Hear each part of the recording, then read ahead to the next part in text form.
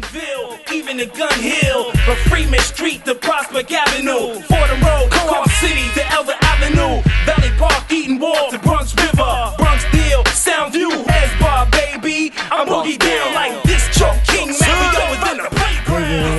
It is time for the Bronx Music Podcast. This is episode 10, and we have three incredibly talented musicians with us. I really wanted to start by saying something that is on my mind and has been on my mind.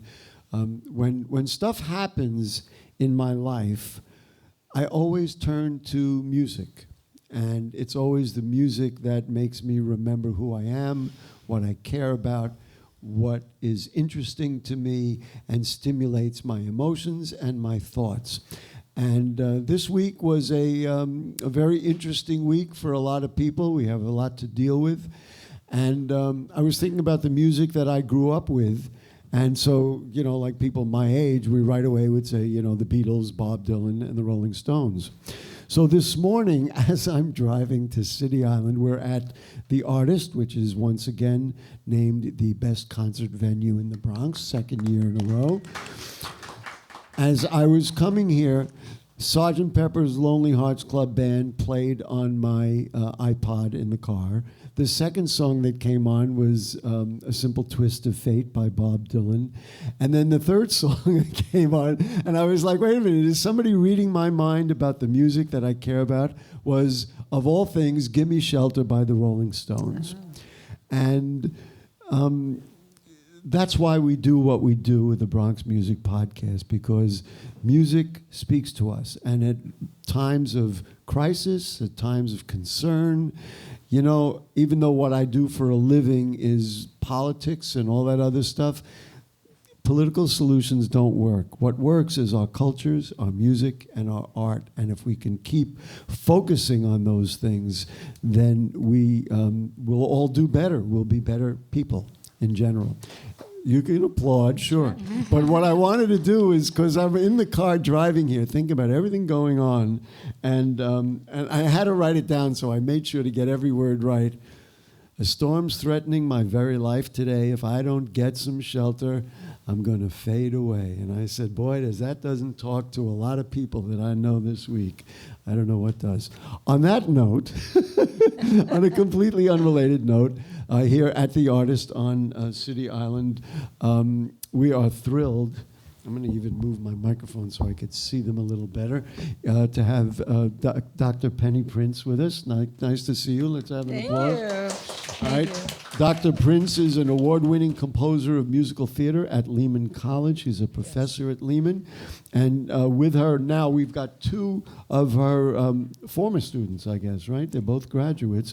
But the first one is Marion Juarez Rivas, has been in a couple of the shows that Dr. Prince has written. Get close to that microphone. We don't want to lose you here. Hello. So nice to see you, Marion. Thank you for joining us. Nice to see you too. Thank you. So when we walked into the room, and Dr. Prince, it's okay to call you Dr. Prince? You like that? You Come could on call me. into the microphone. You could even call me Penny. That's fine. Okay. Well, but you're worth a lot more. Isn't that sweet on my part? I know.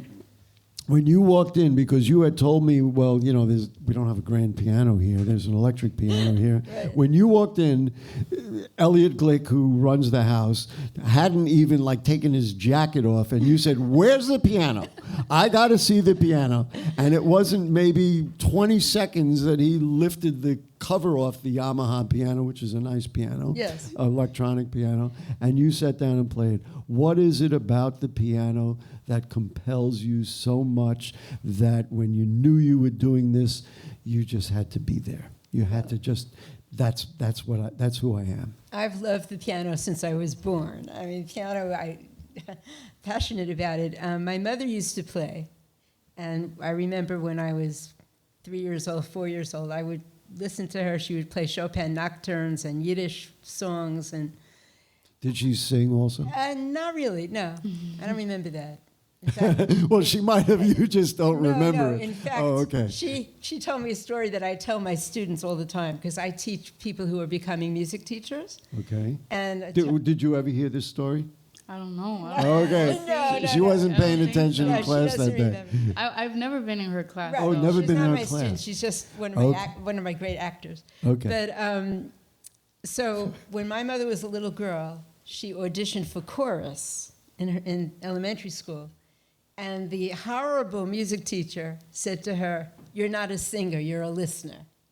Oh. Which was such Shut a up. horrible thing. Sorry, I'm a Bronx boy. Shut I up. have told that to my students my whole always, and so the point is, I don't think my mother ever sang for us because Wow. that Okay. teacher So- paralyzed her that way. And so did you take formal lessons? Did you just learn? Are you gifted enough to be able to like just sit down and understood it and Yes. play? I always played by ear from the time I Wow. was 4 on, but then of course I read, and so I think it's equally important to play by ear. And then as you grew up, I mean, we can go through every step of your life, but as you grew up, what made you realize that being a music teacher, and then ultimately we'll talk about your composing, was so important to you and that what you compelled to do?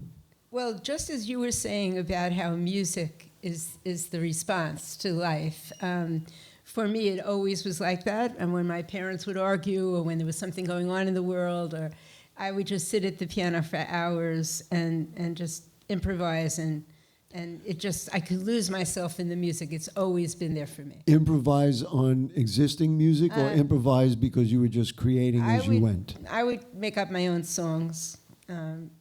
And I used to, I mean, if you ask me what my influences were, all the Broadway shows. Broadway shows. Oh, 100%. Name one. Oh my God.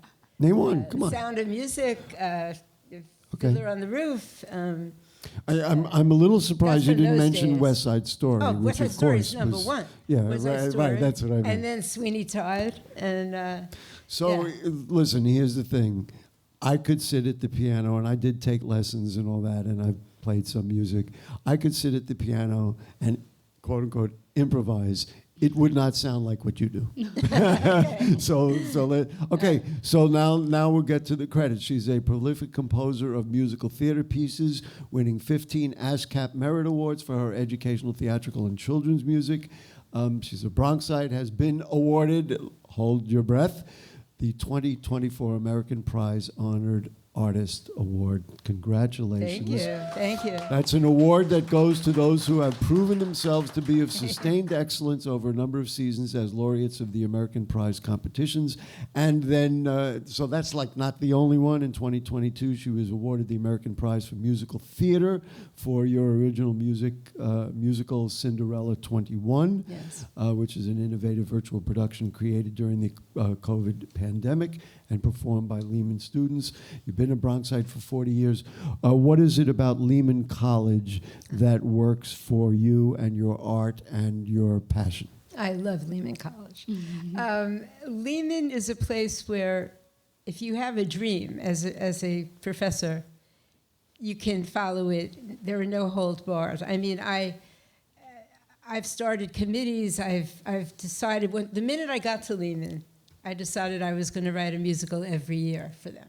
Had you written musicals before yes. that? Oh, And yes. how many years Hundreds have you of been at Lehman? Hundreds of them. Okay, because You can't stop. and I, No, I mean that, no, congratulatorily. I'll tell you the history. That's not a word, but I said I it. always wrote music, but the longest job I had before Lehman was actually in New York City public schools. I was the music teacher at PS 37, which is the first multiple intelligence school in the Bronx. And I loved teaching there mainly because I was able to write musicals with the students every single year. So I would write 9 plays a year. 9 plays a year. No, What, no. it's almost one a month, not quite. Right, for every, we wanted to have an assembly program every month, so I would choose a grade, like 4th grade, for example. And these were Yes. were musicals. Right, and the way I did it mostly, which I still do today, is the students would write the script, and I would write the music. And that's what I do at Lehman, too. And do you give them guidance on what to write about? Yeah, so it varies. Now I do, but in those days, it was whatever the class was working on. For example, there was a class, a third grade, where the children were having a lot of problems. They were bullying each other. The boys weren't nice to the girls. What age? This was What like grade? 9-year-olds. 9 years old, so Yeah, what is third, that? Third grade. Third grade. Yeah. So I remember a very pivotal experience. We were having music class, and there was a fire drill. So we had to stop the class and go downstairs in the street. And my class was placed right next to a special education class where some of the children were in wheelchairs. One child was wearing a helmet because he had encephalitis, and there were all types of physical handicaps that these children, challenges that these children were facing. And one of my children in the music class said, "Ooh, I don't want to stand next to them." And that upset me so much. And we went back up to the music room, and I said, "We're not going to just have music. As much as I love music, there's something even more important, and that's how you act towards your fellow human being." And this ultimately translated Yes. into a musical. Yeah, we're getting there. Oh, okay. So we started having a whole discussion about how you have to be sensitive to each other, and you don't bully each other, and then when their classroom teacher came to the room, I told her what the discussion was. She said, "Yeah, this class really has problems with getting along with each other, respecting each other." So I said, "Why don't we write a musical Write a musical about it, and have the children Yes. write it and then perform it, Exactly. and that It was great. I'm going to guess that helped their It behavior. really did. So what I started with, that solutions can come through our culture and our music. This is a perfect example of that. Yes. So that's the kind of thing. And then also there were plays. Gary was proven right. Thank you, Gary's thank you, very thank you. smart. There were Yeah, so also much. plays about things that came right out of their curriculum, like if they were learning about inventors or researchers. We did a play about Isaac Newton. We did a play about Van Gogh. I mean, whatever the children were studying. And so let's move it forward. And then how long have you been at Lehman? 20 years. 20 years. And how did you transition, or why transition from the public schools to Lehman College? Okay, so I've had some amazing people in my life. One of them is sitting to the left of you. No, and the other one is here, and you're going to meet her too. Definitely, I love them. Okay, go ahead. But Don't worry, we're going to get to you. we're going to get to She's sitting there. So one of my acquaintances was asked if she knew of someone who would be a good adjunct at Lehman. They needed someone to teach music in the elementary school. So someone recommended me. There you go. Okay, And- so and that's how you how got it there. started, and then I became full-time. Right. Marion, how did you get to meet Penny, Penny. Dr. Prince? You It call her was- Penny? Sorry? You call her Penny? Yes. Okay. Penny. It was, what year was it? 20, Yeah, 3 years 23? ago. I think so. 22? Well, 22 is Something only like 2 that. years ago. So go ahead, well, keep who going. knows? So we had, when I get to where I'm going, I was auditioning. I just heard about auditions. My major was psychology, so I wasn't really You weren't even a music student. No. Had you sung before?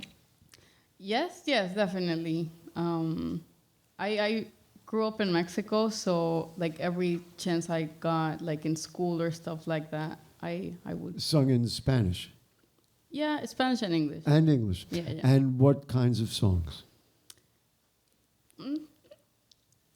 I guess, I don't know, like Okay. pop or nothing. Give me, yeah. sing two lines of anything. I don't- No, that was Put me bad in that the I did spot that. like that. Folk Oh, song okay. or All right. classical.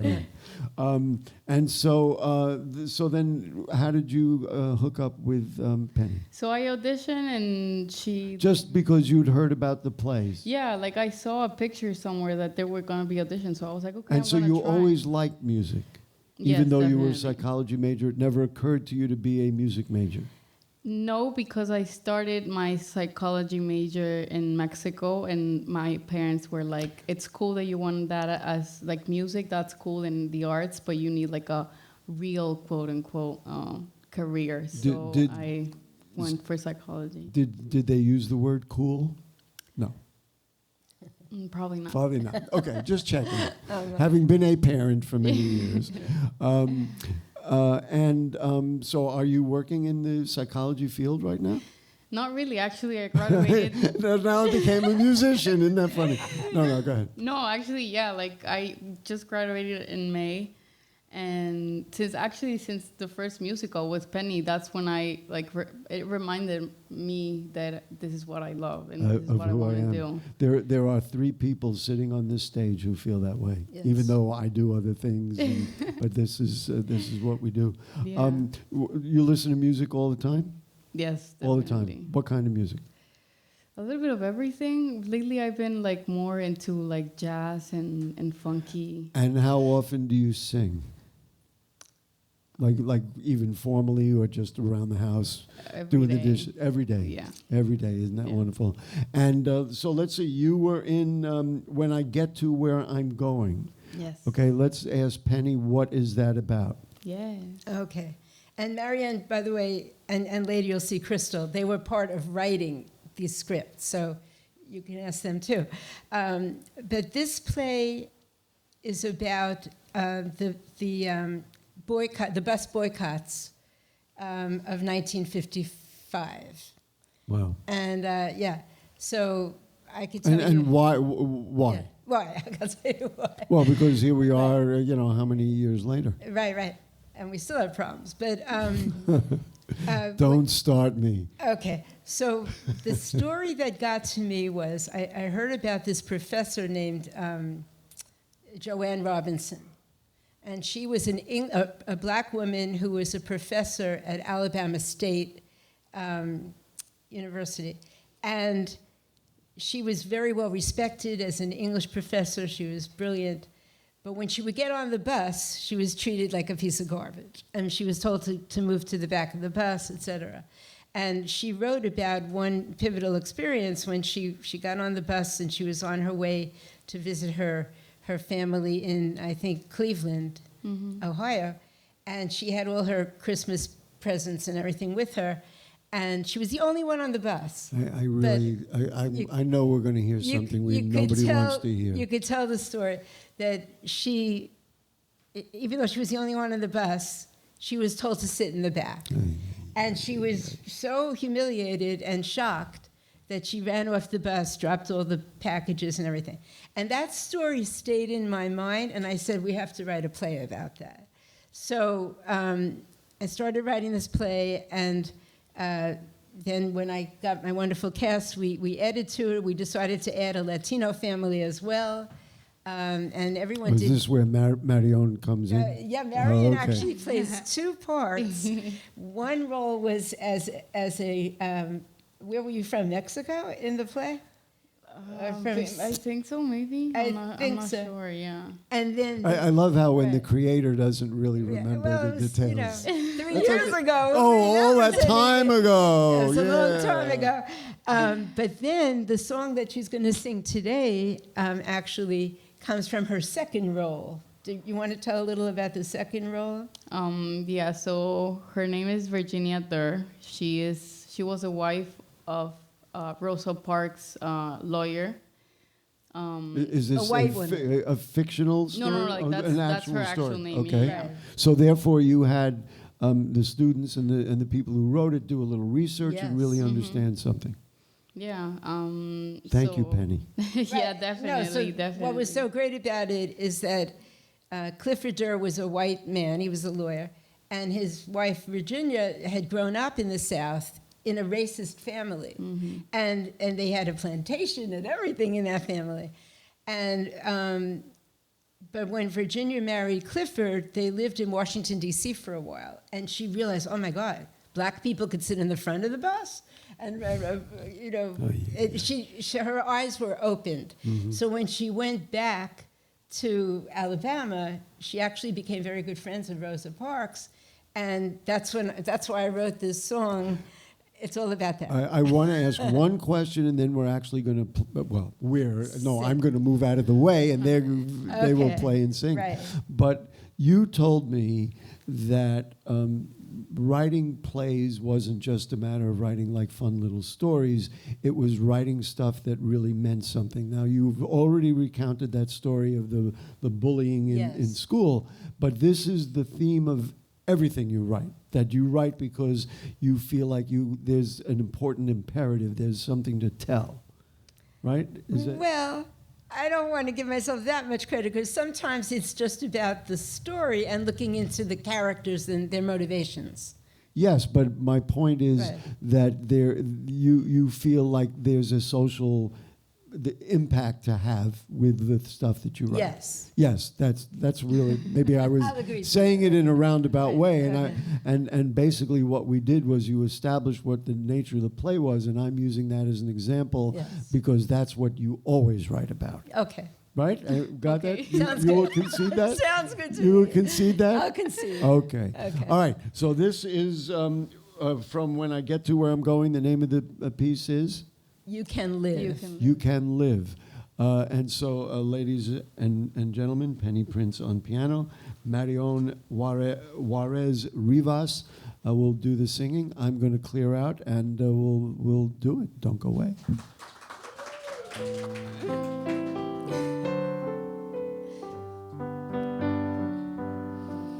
You can live your life in shadows, thinking that's the scope of the world, not letting anything new to come in.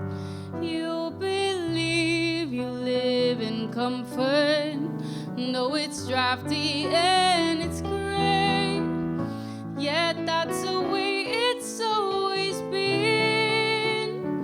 But the moment you feel sunshine, it casts a warming glow with a rays and sparkling colors all around.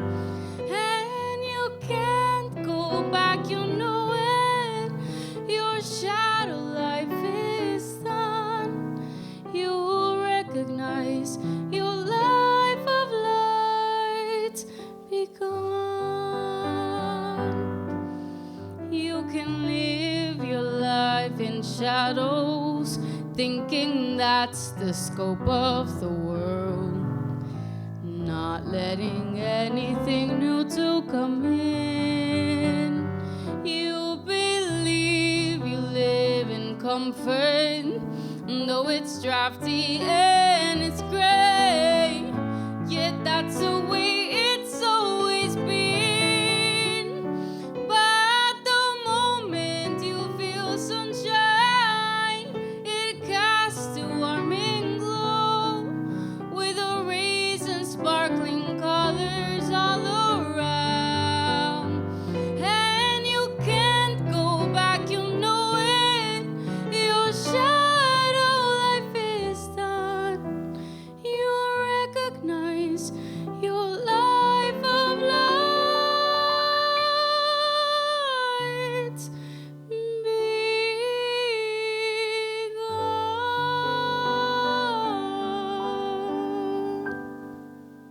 And so let's get it. Thank you. You know, heart-wrenching, tear-jerking. I mean, all of the above. Marion's voice is beautiful. Your composition is beautiful. Thank you. When you think about that performance, like seeing Marion, and by the way, Chrystal Ortiz has now joined us. Yes. When you think about that performance or her singing that song, what do you think about it? What's your impression of it? I think her singing is perfect for that song. She has such warmth and passion in her voice. And that song's very important to me because it's really saying that once you've seen the truth, you can't go back. And I think she expresses it beautifully. Well, congratulations on having it. So that was within the structure of a whole musical. Yes. Right? Wow. Krystal, thank you for joining us. Thank you for having me. You live on City Island. I found that out, and that was like incredible. Tell us about living on City Island. Of course, yeah. I've lived on City Island for 4 years, but being a Bronxite, everyone knows as a kid you come to City Island for Mother's Day and graduation, so I'm very familiar with it since I've been a little girl. And do you like living here? I do. It's great. When did you start singing? I mean, I guess you can say all my life, but nothing professional up until I met Penny Prince. So. And why did you sing? When did you learn to sing? What compels you to sing? I think it's just in my blood, for lack of a better word, or just to not be Was too it in your cliche. family? When Not you were in my growing? family at all, no. Really? Wow. No, I think there's a lot of hidden talent in my family that hasn't been unearthed, and I think this generation of siblings is really showing that the Ortiz family is quite talented in the singing realm. So. Well, I don't know the others, but we're going to find out about this one in a moment.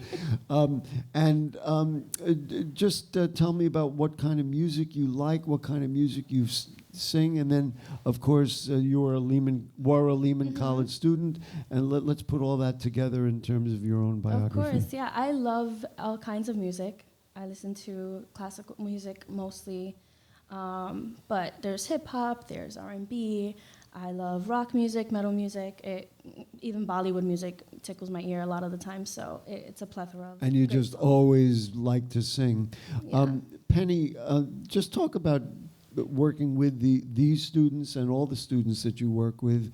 What are the challenges? What do you have to really do to get them to a point where they can do this, for example? Well, let me first clarify that neither of these singers were my students. They weren't music That's true. majors. You did establish that earlier. I Right, we want remember to be Sorry. honest about. But I just view them as, they were at Lehman College and, No, because that's one of the reasons I wanted to do these shows every year is because we have a strong theater department, but often the only people who are in their productions are theater students. And I wanted to make sure that anyone can be in a production.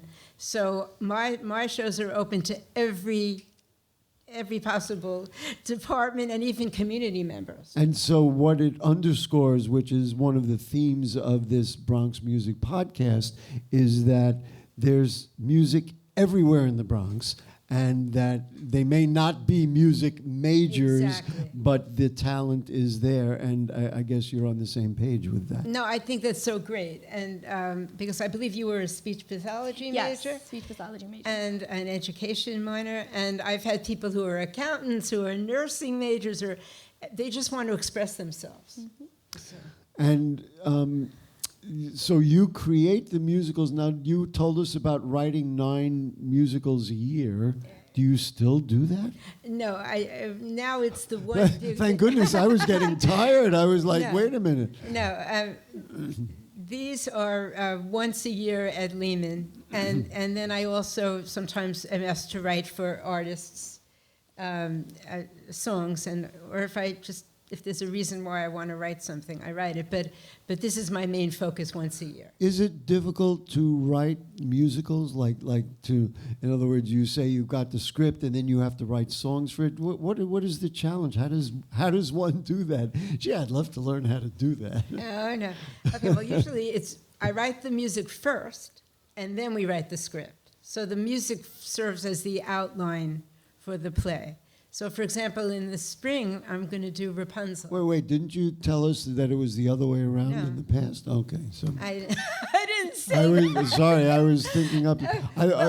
but you did say that the students write the Right. script, and then... Okay. And you... Okay, so Okay, you so- write the music first. Right. Well, in these days, the last 20 years, I write the music first, the music and lyrics, and that's because I'm planning what the scope of the play is going to be. But then once we all meet, it changes. New characters are added, characters are subtracted. We decide we're going to add a Latino family, so we had to write a new song about that. But the basic structure comes from the songs. Right. Right. In other words, that's almost like the outline of the production. Exactly. It just strikes me as you are just so prolific. I mean, I can't imagine. It's like people record music albums, so they write 10 songs, and that's the album, and then, if we're lucky, you'll get another one in 2 years. You just can't. You can't stop. I'm very fast. That's how I cook. I cook a meal in 10 minutes. Well, there you go. So, and we're all invited, folks. Yeah. So I mentioned to you that Bobby Sanabria was on our program in the past, and once when he was on my TV show, he was talking about how everywhere he goes and everything he does, he sees and feels rhythm in it. Yeah. And so I said to him, for example, you're sitting here, talking with me on TV. Are you feeling a rhythm? And he said, in fact, I am. When you sit anywhere, I'm not saying necessarily now, but you're always creating new musical ideas. I'm always hearing music. Always hearing music. Yeah, right now I'm hearing the song we just sang. Well, that'll probably be in my mind for about 4 hours. And very often I'll go to sleep at night hearing, thinking of a song, and in the morning I wake up, I'm at the end of the song. Well, Paul McCartney woke up with scrambled eggs, and that turned into Yesterday. So, Oh, wow. Which is funny because sometimes I sing myself to sleep. Here's the problem: you singing yourself to sleep is probably a lot prettier than me singing myself to sleep. Okay. So anyway, so now we're going to do another track, and I guess in the record business we call them tracks, but Right. and so this is from Daniel and the Lion's Den, Yes. and this is about speaking truth to power. You want to Yes. give it an introduction of some sort? Sure. So I've always loved the story of Daniel in the Lion's Den. I wrote another version of this play many, many years ago, 30 years ago. But we did it this past spring, and there was so much going on, which we now have seen culminated in the election. But I really wanted to write a song about we'll speak truth to power. And, the story of Daniel, who had faith, and he was always trying to do the right thing, and then he had all these horrible encounters with one king after another. Some of them thought he was great, some of them were afraid of him, and one of them threw him into the lion's den. So we wanted to make the lions into more like political prisoners who were speaking truth to power. That's why they were thrown into the den. So this was an example of a song that I wrote after we started writing the play, and the cast said to me, "Can you write another song for the lions?" So Sure. Can you write another song? Yeah, go right ahead. So I'll dash one out. We were so excited when this song came out because it was brand new, just for this cast. All right, so here it is with Marion and Chrystal, and of course Penny Prince at the piano, speaking truth to power.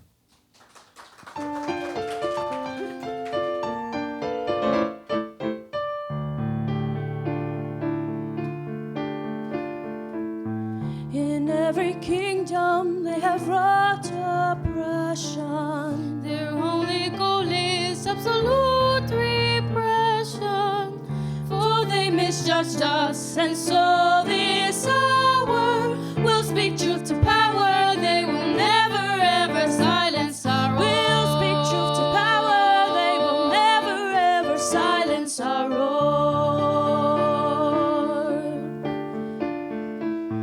They want a populace to blindly follow. And now we see that all the threats are hollow.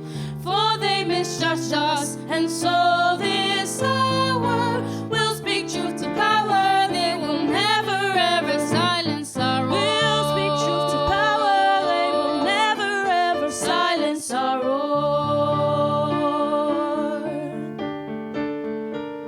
The more they demonized us, the tougher we became. And when they lionized us, we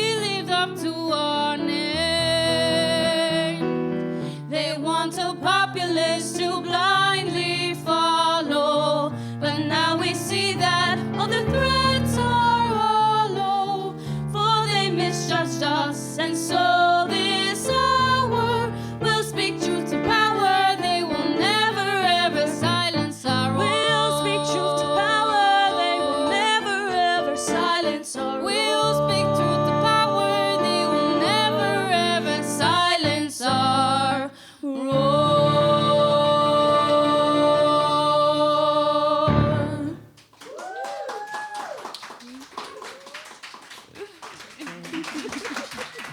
Why don't you take the microphone off and hold it? Take it off the stand and just the two of you. hold it. Hello. That's Okay. good. So, congratulations, all of you, Thank on you. being able to turn something out.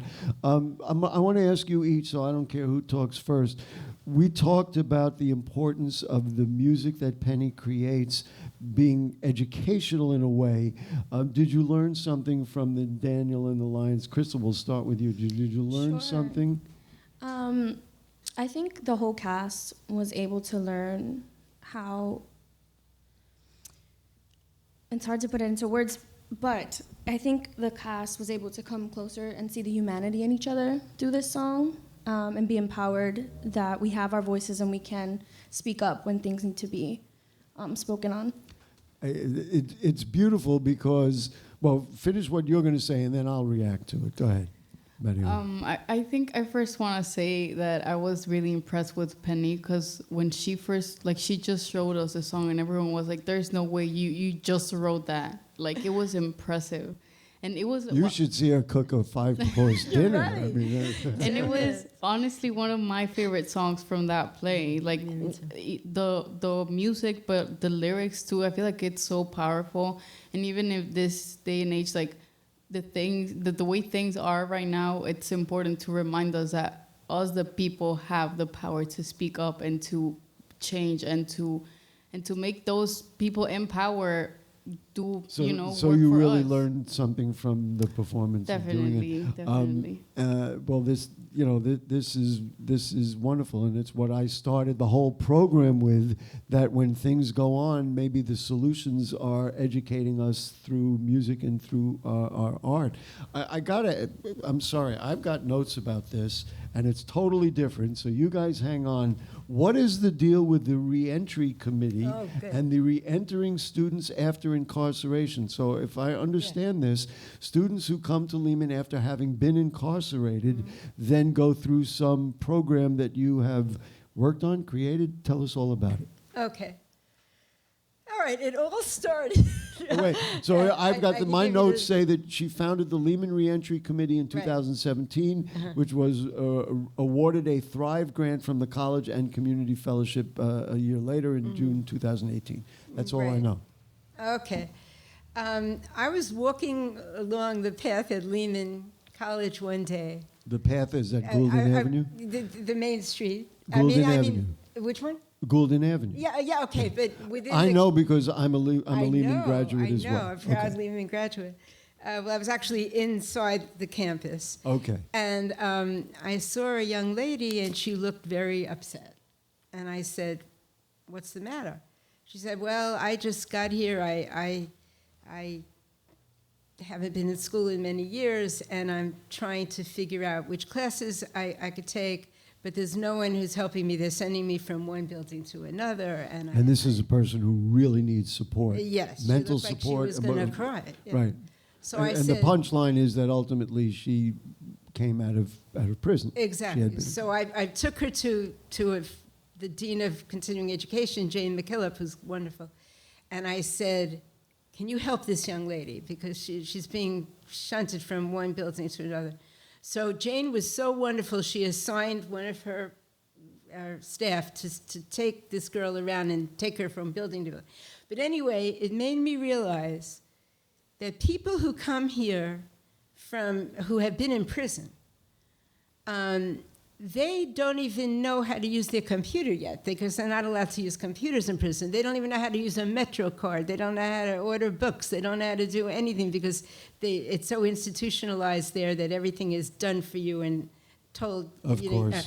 So anyway, But before you do so, Yeah. anyway, this is a chronic problem for not only Lehman students, for any students, but for anybody who's leaving prison because they don't prepare them to have better lives or rehabilitate themselves. Exactly. That's And Gary's editorial comment. Very good. I mean, And it's- I've been around Right. way too long in the Bronx, and I understand that. And there's so much stigma attached. It's hard well, to get of an course. apartment, hard to get a job, whatever. So I decided to form a reentry committee at Lehman. And I got up one day in the Senate, because I'm also a senator at Lehman. I thought I was the biggest mouth in the house. It's I'm a big right mouth. here, And over I used here. to be very shy, by the way. Yeah, I'm All right. sure. But anyway, no, I really was. So I said, everyone deserves a second chance, and I want to form this committee. By the time I got home that night, I had 25 emails from faculty and staff. One of the faculty members is actually here, Smi Wang. He's a professor. And I said he's hello to part him of our before. committee. There you go. But I had all these people who said, yes, we want to join. And so you put to now this was not an isolated student, because there may be many. There may be many, but thankfully, we don't ask people. So Well, they yes. could be, they may not identify themselves as formerly incarcerated. I have a great story that I had not anticipated telling, and I don't know if I've ever really told it much in public. I was a music teacher at formerly Mercy College, now Mercy University. I created and taught a course called The World of the Beatles, and you can look it up in the New York Times because it was written up. And it was 1980, before all the documentaries had come out, so people really didn't know this incredible story of this incredible music. And I taught that course at Sing Sing. Oh, And wow. I went into Sing Sing every day, and again, using the power of music, and I taught the history of pop music from the 60s, and I remember once, I'll never forget, I put a Curtis Mayfield record on. Of course, we had records, and I saw one of the prisoners. He just went into another zone because it hit him right where he lived. Anyway, the Great. punchline is I was walking through the halls maybe a year later at Mercy College, and I saw a student, and I went, "Oh, yo, I know you." And he goes, "Shh," because he had just come out of prison, and he didn't want anybody to know something? that he was a former, that's a formerly great story. incarcerated. That's great. But that is a true story, and I will always remember walking through the prison gates at Sing Sing with my my bag of record albums, because that's the only way we could play music, and I would play records for these people, and I think it helped them do what they needed to do. Anyway, Wonderful, that's great. so you were saying, well, anyway, and I Yeah, was so- waiting for the well, anyway, which I Yeah, interrupted. So we have a committee now. We have over 50 people in the committee. And basically... Wow, people who are on the Yeah. staff and faculty at and Lehman? students. And students. Right. Wow, how And wonderful. I mean, basically, we're there to answer questions, to give information. I mean, I could give you a couple of examples of. I get letters like one a month, from someone who's in prison or a family of a prisoner, saying, "My son's getting out next month. Can you tell me how he can get into college?" Yeah, so I mean, I don't always know the answer, but I have 50 people on the committee, so Wow. I send it to one of them. And so we help people that way. But also stories such as if a professor is let's say a professor is giving an assignment in English class to write a resume. A student who's sitting there who's been in jail for 10 years may not know what to write on a It resume. may not or how have to do anything it. really, yeah. So we want to be there to help, And to support support, and also to tell the professor, be careful what you're asking, because you don't know who your Did students you guys know she does this? You can grab the microphone again. I had no idea, and that is amazing. That is amazing. I mean, doesn't Are- surprise me from Penny. It's but that is amazing. Are you surprised? No. No, not at all. Of course not. Not at all. Same thing. No, not at all. Yeah. Listen, Thank you. I don't know what else we have to say. You got a Brio Award. Let's see. Your musical stage at Lehman include Rapunzel, Cinderella, Rumpelstiltskin, When I Get to Where I'm Going, Sleeping Beauty, et cetera, et cetera. You devise curricula for a number of courses, on and on and on. we'll start here. Anything else you want to say that we didn't say already? Thank you so much. Thank you for Penny for inviting us, because this was actually your time. She's for the one who podcast. invited you. And thank you for having us. And great. let's keep sharing. And Krystal, are you going to go down the block? You're going to go get some food at Crab Shanty or something? Crab Shanty, Sammy's down the road, a little at the end of the island. But thank you, Penny, and thank you so much for having us on here. I've never felt more welcome to perform for anybody. And so are you mentioned performing professionally. Do you perform professionally? I consider performing with Penny professionally anytime, any day. Wow, that's good. Penny, you okay? Anything else you want to say? I know. I'm very happy you invited us, and I love your podcast, and I like this place. I'm going to come here. Yeah, well, this is the best concert pastries, venue in the Bronx. I love all three of you. You're just wonderful people. Thank you so much. And with you, we can really make change here in the Bronx, in the city, and of course in the state and in the country and the world. Thank you so much. Thank you. Okay, so let's see. Elliot and Monica Glick, thank you for everything. The Artist is just an incredible place. My buddy George Williams, who is just everything to me, and all the folks. I see Walter's here taking pictures, all the folks who came in. Next month, we don't know who will be here. Somebody will be here. We're doing it on December 1st, and then in January, it'll be January 5th. We do the first Sunday of every month. We didn't do it the first Sunday of this month because my daughter ran last week in the marathon, and I was otherwise occupied. But peace and love, and let's play on in the Bronx. That'll keep us all going. Oh, Jenny's Sweets. Now we're all going to wolf down. Could somebody just bring me one? Now that this is over, I want to just show everybody how delectable. Oh, and here's Monica Glick. So I like these white ones are the ones that I always go. I'm getting the caramel something or other. Caramel chai. What kind is the chocolate? Here we are. Caramel chai. Artist cake. And we'll see you next time, next month. Thank you. Peace and love. Caramel. Yes, thank you. Thank you. Bronx deal, sound you, head bar, baby. I'm boogie down.